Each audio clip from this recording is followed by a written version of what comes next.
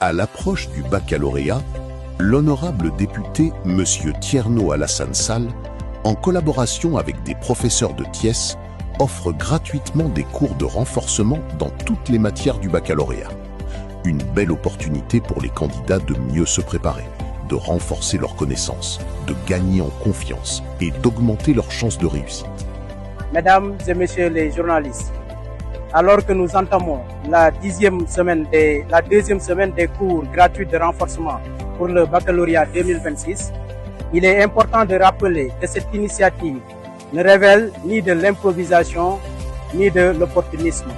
Elle est l'expression d'un engagement constant et durable de M. Thierno Alassane Sall en faveur de l'éducation et de la jeunesse sénégalaise.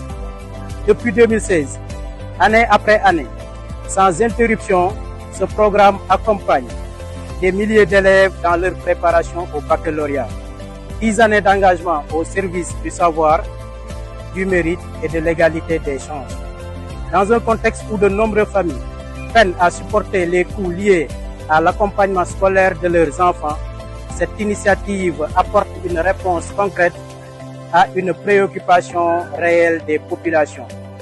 Elle traduit une vision de l'action publique fondée sur l'utilité, la proximité et les résultats. Cette 10e édition de la Prépa Bac revêt une portée particulière. Elle confirme la fidélité de M. Thierno Alassane Sall à une conviction profonde. La véritable richesse d'une nation réside dans la formation de sa jeunesse. Investir dans l'éducation, c'est préparer les citoyens de demain, renforcer la compétitivité du pays et consolider les fondements de notre démocratie.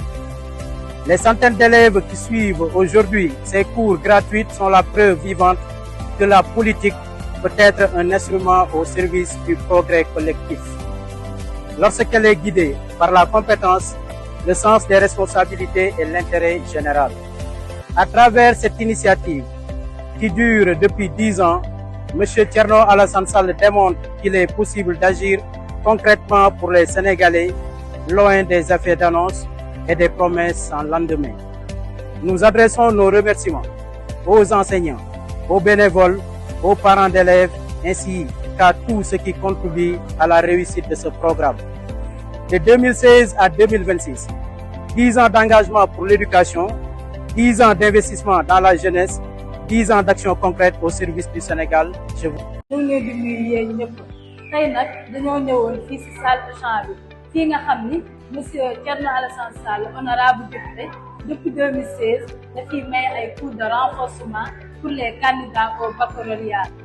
C'est la 10e édition. Les générations passent avec succès et chaque fois l'effectif des élèves ne cesse d'augmenter.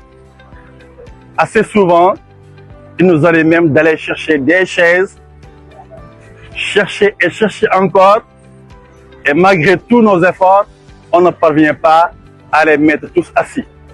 C'est la preuve que les cours sont en train de frayer leur chemin dans la bonne direction. C'est un cours initié par Thierno Alassane Sall, République des valeurs, aidé en cela par son frère Seydou Sall, et qui a dit ceux qui viennent assister ici viennent spontanément.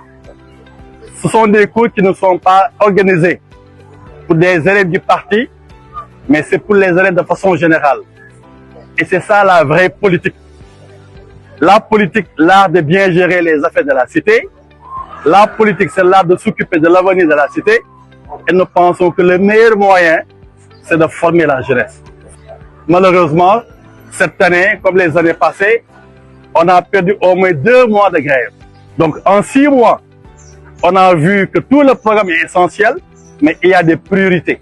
Donc les professeurs ont mis l'accent sur les priorités, on a mis l'accent sur la méthodologie, on a mis l'accent sur les règles qu'il faudra respecter, on a mis l'accent sur les conseils.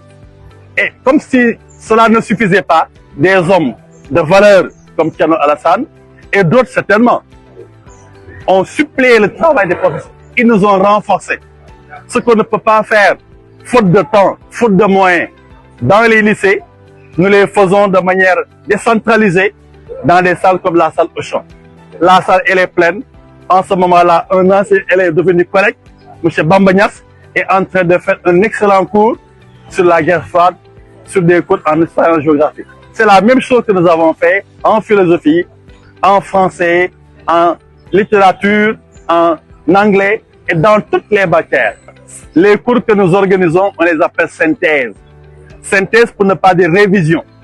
Révision, revoir ce qui a été appris, mais qui en temps a été oublié, ce qui a été appris, mais malheureusement, il y a eu des confusions.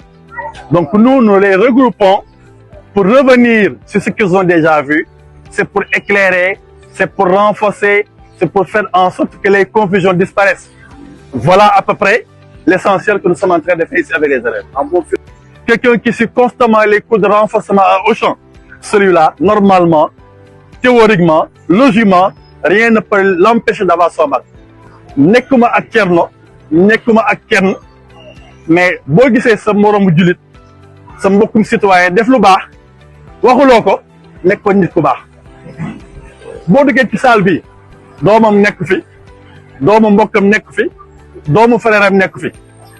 Y a de mille chances boo duggee ci biir, xëy na élève bu bokk ci parti politique am xëy na la wax daanaka amu fi. Kon ñu fi nekk ñan lañu doomu Sénégal. Kan mooy def cours bi Thierno Alassane avec son frère, avec la supervision du dynamique monsieur Sall. La salle là kenn abalew ko dañ koy loué te ñu koy loué dañu ay def ay cérémonie xam nañu location bi yombul. Chaise yi ñu ngi ci biir professeurs yi li nga fiy jox faju sa ay aajo mais ëpp na téeméeri junni yoon li ngay am boo defee 2 heures de cours dans un lycée. Kon ça montre quoi que moom Thierno Alassane avec ñi mu ko àndal dañuy liggéeyal Sénégal te yàlla ba. Askan nag boo ko bëggee dimbali da ngay dimbali doom ya ku dimbali xale yi ci wàllu njàng ci wàllu formation amoon ci seet ak dara kon ko kenn amul sa fay. Moom Thierno mosu teg tànkam fii Seydou Sall miinante na ak moom wax naa ko ba tey ñëwal oo may nga xool li fi nit ñi di def il refuse de venir. La plupart des collègues yi fiy intervenir xamuñu ko mosuñu koo gis ñun ñu fiy nekk ñi ci ëpp ci ñun xamuñu kon la muy def jaamu yàlla la.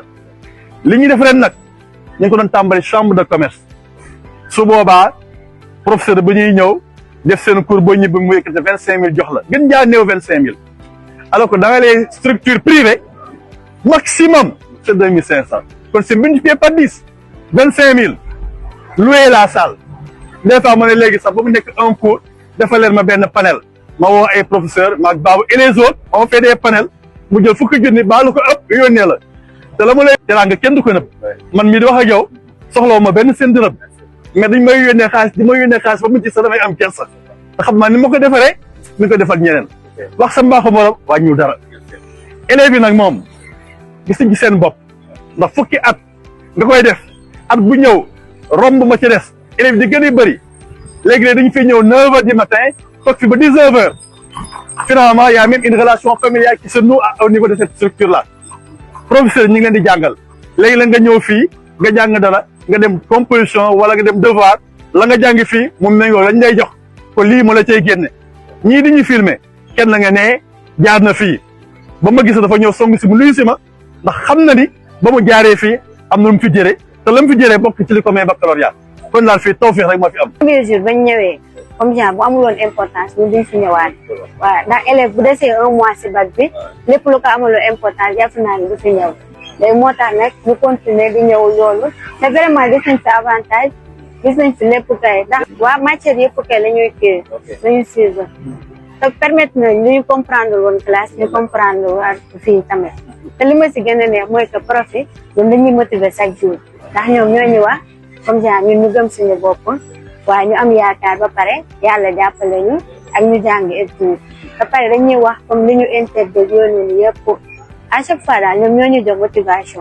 man daal loolu moom la si fii tamit aidé nañu bu baax. Programme bi defe naa ne bañ ko dalee def ak léegi 2016 la ba 2026 muy fukki at yoo xam ne monsieur Thierno Alassane Sall honorable député nekk le président de la République des valeurs se met au service de l'éducation chaque année mu jël les professeurs les plus éminents maanaam ñi gën a xarañ ci Thiès jël salle bii nga xam ne mooy salle Auchan jël matières yi nga xam ne moom la élèves terminal di def yëpp boole koog lycée yu Thiès yëpp di leen defal ay cours de renforcement gratuits pour une période de 1 mois. Donc comme ni ma ko waxee 2016 ba léegi ñu ngi ci loolu sans tambour également ni trompette.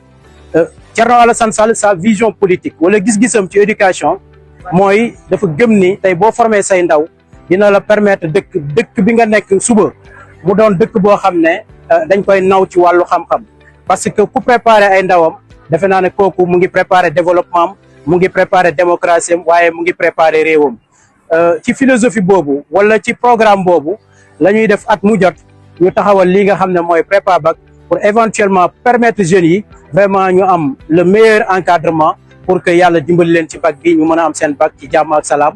Et l'exemple concret mooy élève bi ma jàkkaar lool mu yor caméra bi comme monsieur Diène wax na ko léegi defe naa ne jaar na fii ak ay moromam yu bari.